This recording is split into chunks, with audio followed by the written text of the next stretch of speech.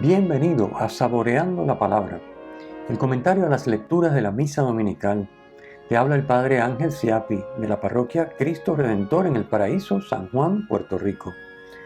Recuerda que en la descripción están las citas bíblicas de las lecturas, el enlace al guión de la Lección Divina, el enlace a los apuntes del comentario y la dirección de la página web de la parroquia Cristo Redentor. En el nombre del Padre, del Hijo y del Espíritu Santo. Amén. Concédenos, Dios Todopoderoso, exultar de gozo y darte gracias en esta liturgia de alabanza, porque la ascensión de Jesucristo, tu Hijo, es ya nuestra victoria, y donde nos ha precedido Él, que es nuestra cabeza, esperamos llegar también nosotros como miembros de su cuerpo. Por nuestro Señor Jesucristo, tu Hijo, que vive y reina contigo en la unidad del Espíritu Santo y es Dios, por los siglos de los siglos. Amén. La Ascensión del Señor, que la celebramos en el 7º domingo de Pascua, ciclo B. Vamos a comentar las lecturas. En la primera nos encontramos con la narración de Hechos de los Apóstoles, capítulo 1, versículos 1 al 11. La narración de la Ascensión, según San Lucas, que es el autor del libro de los Hechos. Recordemos que su primer libro es el Evangelio, el segundo es los Hechos de los Apóstoles. Entonces, en el Evangelio nos ha dicho en el versículo 1 que está narrando la vida de Jesús desde el comienzo hasta el día en que fue llevado al cielo. Así que aquí va a narrar el momento en que Jesús asciende, que es precisamente el texto de la fiesta que hoy estamos celebrando. Teófilo, que es aquel a quien va dirigido el escrito, querido Teófilo. Teófilo significa amigo de Dios. Por lo tanto, podría ser un nombre simbólico, amigo de Dios. El Evangelio sabemos que termina con la resurrección y allí las apariciones duran solamente un día, puesto que Jesús asciende el mismo día de la resurrección. Esto lo encontramos en el capítulo 24 del Evangelio de Lucas, versículos 50 al 53. Entonces retoma en Hechos de los Apóstoles las apariciones del resucitado, que aquí duran 40 días, como nos dice el versículo 3 de la lectura de hoy. Estas apariciones son la prueba de que Jesús ha resucitado y está vivo. El número 40, recordemos que en la Biblia significa una duración suficiente para alcanzar el fin deseado, para que se pueda dar lo próximo. En este caso, el fin deseado es que el resucitado se aparezca a los 11 y a otros discípulos también, de modo que puedan ser testigos de esta verdad en la que se apoya nuestra fe. La fe no sería razonable si no hubiera evidencia de que Cristo está vivo. Les cito de la catequesis del 12 de abril de 1989 de San Juan Pablo II. Nos dice: sin duda, el tiempo de Jesús resucitado pertenece a un orden de medida distinto del nuestro. El resucitado está ya en el ahora con A mayúscula eterno, que no conoce sucesiones ni variaciones. Pero en cuanto que actúa todavía en el mundo, instruye a los apóstoles, pone en marcha la iglesia.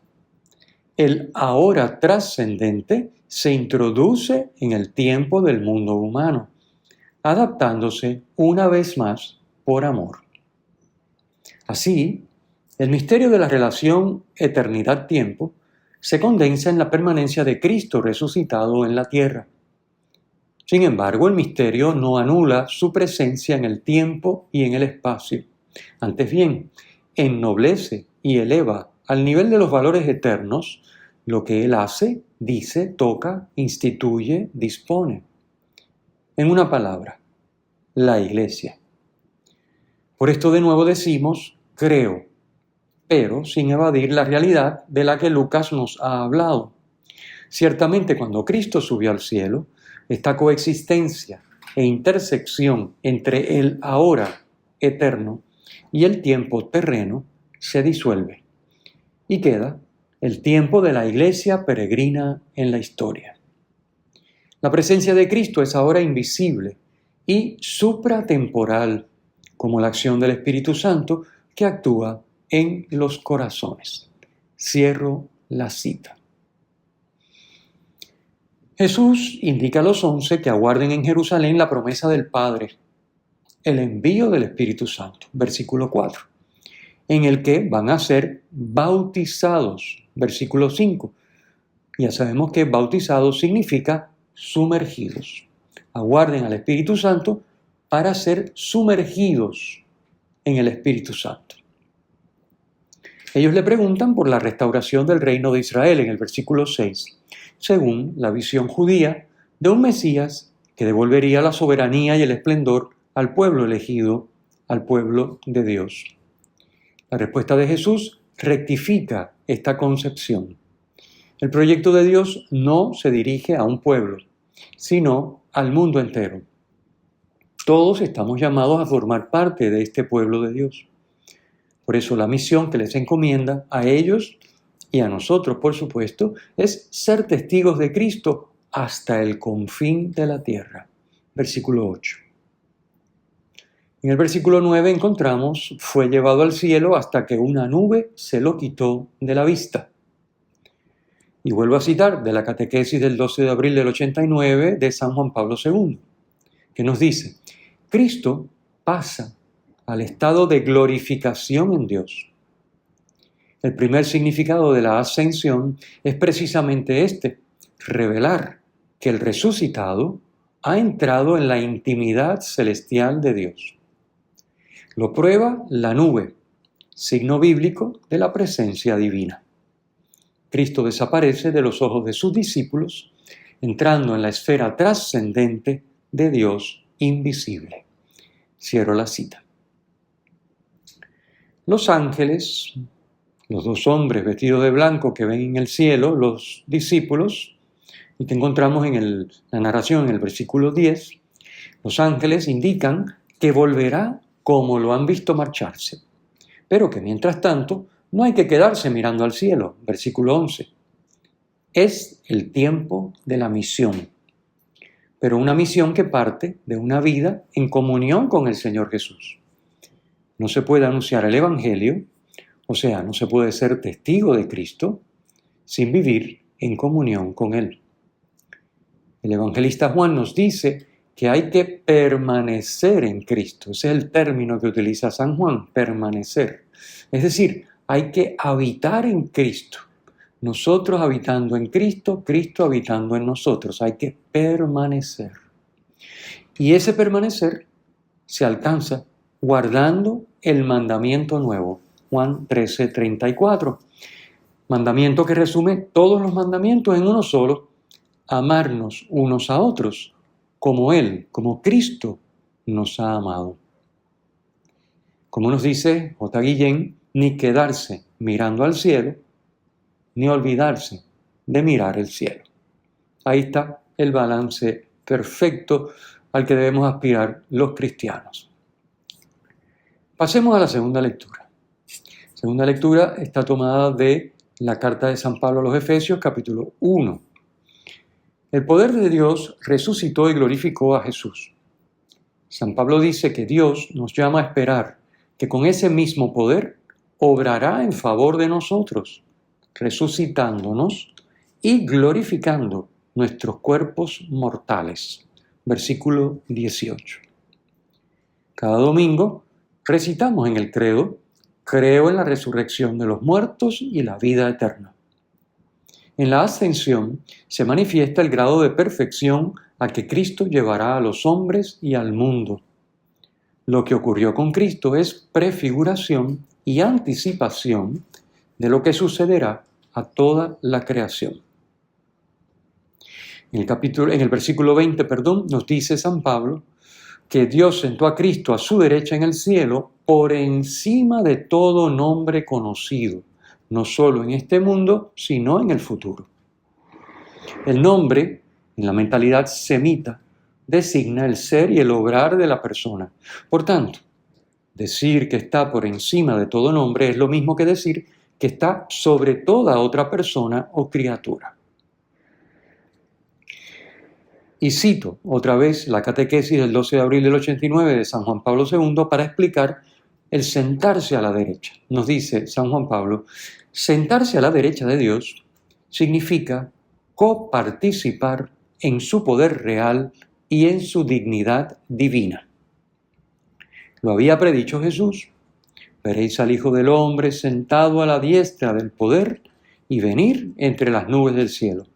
Así lo leemos en el Evangelio de Marcos, capítulo 14, versículo 62. Y cierro la cita. Cristo es cabeza de la Iglesia, que es su cuerpo, plenitud del que lo llena todo en todos. Versículo 23. Como la cabeza de un cuerpo le da vida y unidad a los demás miembros, así Cristo a la Iglesia. La Iglesia es plenitud de Cristo. No porque la Iglesia le dé algo que le falta a Cristo, sino porque Cristo, el Señor, es quien le da plenitud a la Iglesia, llenándolo todo en todos. Dios ejerce su poder mediante el amor. Ha manifestado ese amor en Jesucristo. A partir de su ascensión, Cristo quiere manifestar al mundo este poder del amor por medio de la Iglesia, que es su cuerpo. Es decir, por medio tuyo y mío. El crucificado resucitado que asciende al cielo, es decir, que participa del poder del Padre, sentado a la derecha de Dios, quiere continuar su misión a través de la Iglesia, de ti y de mí. A partir de la ascensión, somos nosotros los que tenemos que hacer presente al resucitado y manifestar al mundo su amor. Pasemos entonces al Evangelio. El Evangelio está tomado en este ciclo B de San Marcos, en el capítulo 16, versículos 15 al 20. Es la conclusión del Evangelio según San Marcos. Allí nos narra la última aparición de Jesús a los 11. Termina ya el tiempo de las apariciones y comienza el tiempo de la misión, como nos ha dicho ya también la primera lectura de Hechos de los Apóstoles. A partir de la ascensión, la presencia de Jesús con los suyos, el Dios con nosotros, sin dejar de serlo, es ahora una presencia en cada uno de los suyos. Ya no solo con los suyos, sino en cada uno de los suyos. Jesús le confiere a los suyos la misión de anunciar el Evangelio al mundo entero. Versículo 15, de ser sus testigos, como dice en Hechos, la primera lectura. A la salvación se accede por la fe. El bautismo es la puerta de entrada de la salvación. No hay salvación sin fe. Por eso dice el versículo 16, el que crea y sea bautizado se salvará. El que no crea será condenado. Pero recordemos que no solo hay bautismo sacramental, sino también bautismo de deseo. Porque Dios quiere que todos los hombres se salven y lleguen al conocimiento de la verdad. Así que está el sacramento, por supuesto, que es el modo ordinario y al que no podemos rechazar teniendo oportunidad de recibirlo, porque sería un rechazo de la salvación. Pero también para el que no lo conoce o no puede, por las razones que sean, está el bautismo de deseo. Pero, en cualquier caso, el bautismo es siempre la puerta de entrada de la salvación a la que se accede por la fe. No solo por el bautismo, sino por el bautismo y la fe. De ahí que sea indispensable que a los niños pequeños que se bautizan se les enseñe a vivir progresivamente, según van madurando en edad, su fe. De modo que no sean adultos bautizados sin fe, sino por el contrario, adultos que viven su bautismo porque se les ha sabido educar y formar en la fe. Los signos que acompañarán a los que crean los encontramos en los versículos 17 y 18. Esos signos no suscitan la fe, sino que confirman que la fe está presente. Cuando el evangelista Marcos nos dice que el Señor Jesús fue elevado al cielo y se sentó a la diestra de Dios, capítulo 16, versículo 19, sus palabras evocan el oráculo del Señor enunciado en el Salmo mesiánico 109-110, versículo 1, donde encontramos: oráculo de Yahvé a mi Señor, siéntate a mi derecha hasta que yo haga de tus enemigos el estrado de tus pies. Ya lo dijimos, pero vuelvo a repetir que sentarse a la derecha de Dios significa coparticipar en su poder real y en su dignidad divina. Recuerden que esto lo explica San Juan Pablo II en su catequesis del 12 de abril del 89. Así que nuevamente encontramos en el Evangelio de Marcos el sentarse a la derecha de Dios. Es decir, Cristo es Dios, igual que el Padre, y participa del poder del Padre, del poder de Dios y de la misma dignidad divina. Y la cita de San Juan Pablo II termina diciendo: lo había predicho Jesús. Veréis al Hijo del Hombre sentado a la diestra del poder y venir entre las nubes del cielo. Esta cita es muy importante para entender lo que significa la ascensión y, sobre todo, el hecho de que no es un traslado temporal ni es un traslado espacial, sino que es, según la mentalidad semita, lo que se está diciendo es que Cristo participa del poder real y de la dignidad divina del Padre. Es uno de la Trinidad.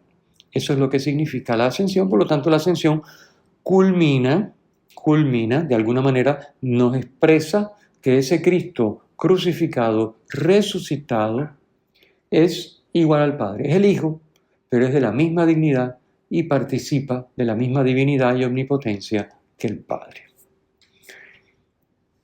Terminemos entonces, como es costumbre, con la bendición. El Señor esté con ustedes y con tu espíritu. La bendición de Dios Todopoderoso, Padre, Hijo y Espíritu Santo, descienda sobre ustedes y les acompañe siempre. Amén. Si te ha gustado, usa el enlace para compartirlo con tus amigos.